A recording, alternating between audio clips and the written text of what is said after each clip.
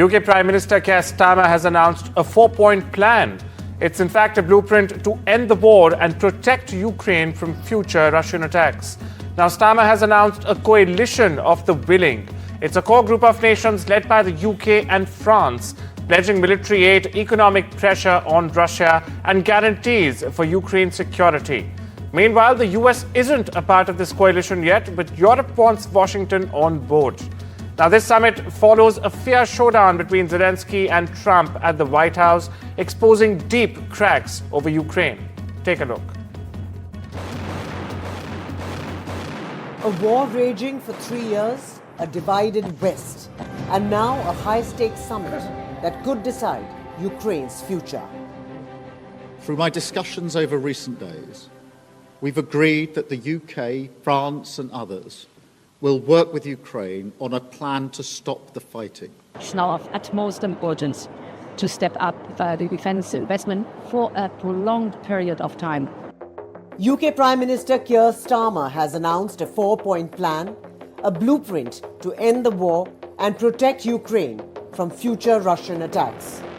Starmer has announced Coalition of the Willing, a core group of nations led by the UK and France, pledging military aid, economic pressure on Russia, and guarantees for Ukraine's security. The US isn't part of this coalition yet, but Europe wants Washington on board.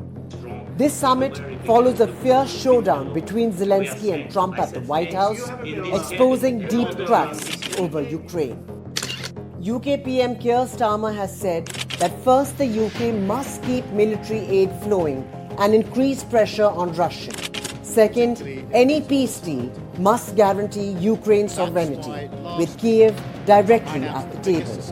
Third, Starmer wants Ukraine's defenses strengthened to prevent future invasions. And fourth, he called for a coalition of the willing, countries that will guarantee the peace deal and defend Ukraine afterwards. The purpose of today's meeting was to unite our partners around this effort, to strengthen Ukraine and to support a just and enduring peace for the good of all of us. The UK is backing its promise with £1.6 billion to buy over 5,000 air defence missiles, on top of a £2.2 billion loan funded by profits from frozen Russian assets. Starmer warned against any weak deal that Russia can easily break, saying Europe must lead, but US support is essential. Leaders from France, Germany, Poland, Sweden, Turkey and Canada, alongside the EU chief and NATO head, attended the summit. EU chief Ursula von der Leyen warned that Europe urgently needs to rearm and loosen budget rules to fund defence. The big question, can Starmer's coalition unite Europe, bring Trump on side and secure peace without handing victory to Moscow? With Rhythm Arcadia, Bureau Report, NDTV World.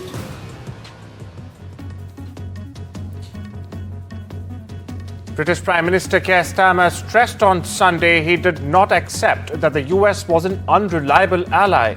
In fact, Starmer said that the US has been a reliable ally to the UK for many, many decades and continues to be so to this day. His comments came after the UK hosted talks with multiple world leaders on a way to end the war in Ukraine. Listen in. Well, first in relation to last Friday, nobody wanted to see what happened last Friday, but I do not accept that the US is an unreliable ally. The US has been a reliable ally to the UK for many, many decades and continues to be.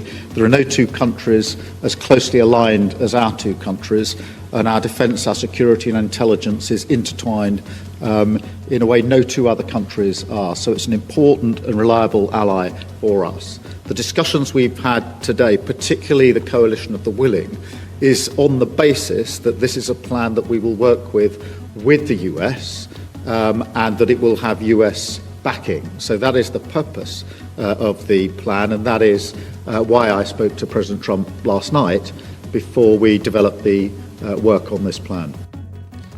Commerce and Industry Minister Piyush Goyal will be in Washington, in fact, to meet representatives officials, of the US administration. This comes weeks after PM Narendra Modi, in fact, and US President Donald Trump decided on a bilateral trade agreement.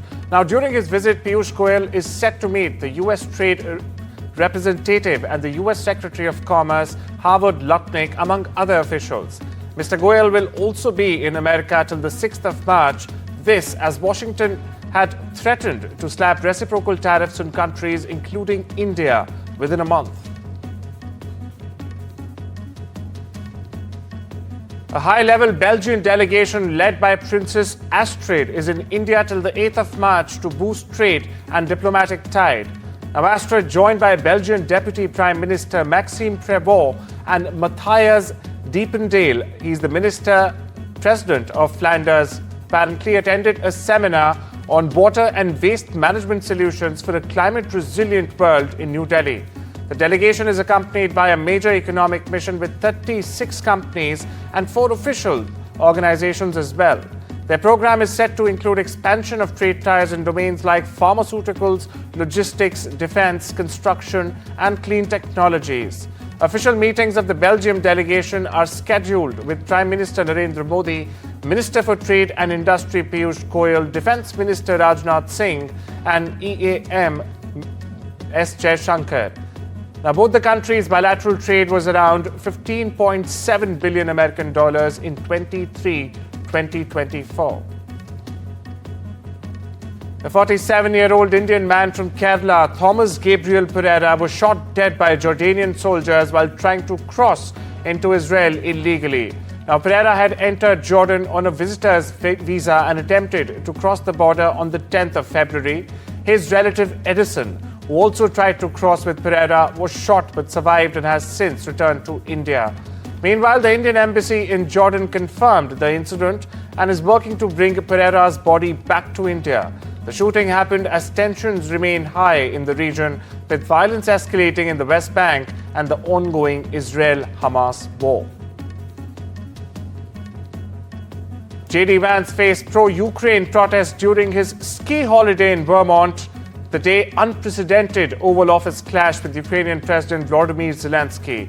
J.D. was greeted by protesters holding pro-Ukraine signs. Some called him a traitor, an international embarrassment, and some asked him to, in fact, go ski in Russia instead.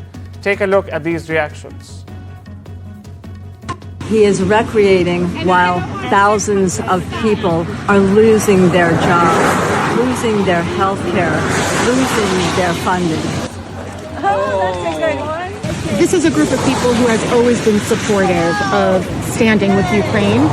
However, I think yesterday's performance at the White House has probably galvanized even more people to come out today. After what he did yesterday, he crossed the line. Then, after the meeting yesterday with Zelensky, I feel like all of America should be out here protesting. Taliban has rejected US President Donald Trump's claim that China controls Bagram airfield in Afghanistan. In an interview with the Afghan state television, Taliban spokesperson called Trump's remarks emotional and misinformed. He said no Chinese forces are present in Afghanistan and Bagram remains under Taliban control. On US-made weapons left in Afghanistan, the Taliban says they belong to the previous Afghan government and will be in fact used to defend the country. Now, Trump has demanded the Taliban return billions of dollars worth of US military equipment left behind after the haphazard US withdrawal in 2021.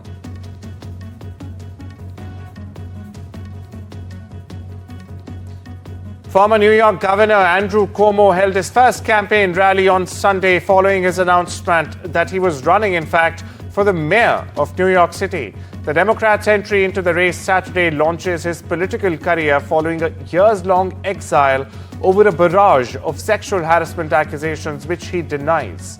Now, Cuomo, who was introduced by his 3 daughters, Mariah, Chiara, and Michaela, told the crowd that New York City was in quote-unquote crisis, but that he was certain we can turn this city around. Listen in. We are here today because we know New York is in crisis. But we know something else. We know that we can turn this city around, and we know we will.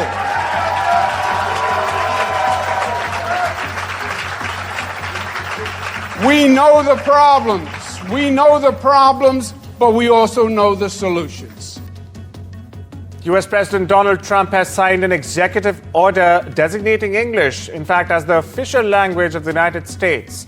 The order allows government agencies and organizations that receive federal funding to choose whether to continue to offer documents and services in languages other than English.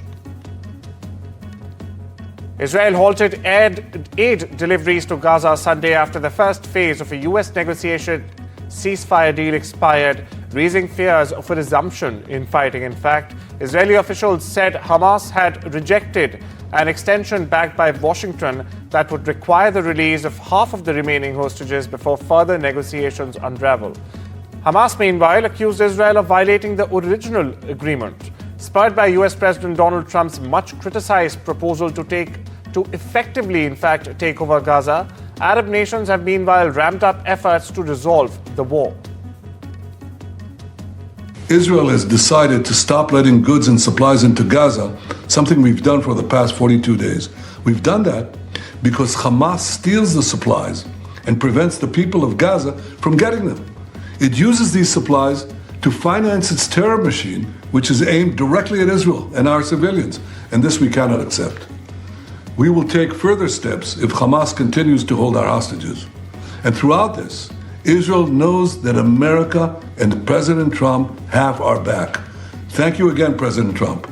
Thank you for all you're doing to return our hostages, bolster our security, and provide a future of prosperity and peace for all the peoples of the Middle East. Meanwhile, more than 2,000 people took to the streets of Jerusalem, calling for a deal to release all hostages still being held in Gaza. Demonstrators held signs reading, "We are all hostages" and "End the war," while one protester wore a mask depicting Israeli Prime Minister Benjamin Netanyahu dressed in a prison uniform. Take a look. We need to end the war immediately, as President has said. Stop this crazy war immediately. Release them. They are not going anywhere.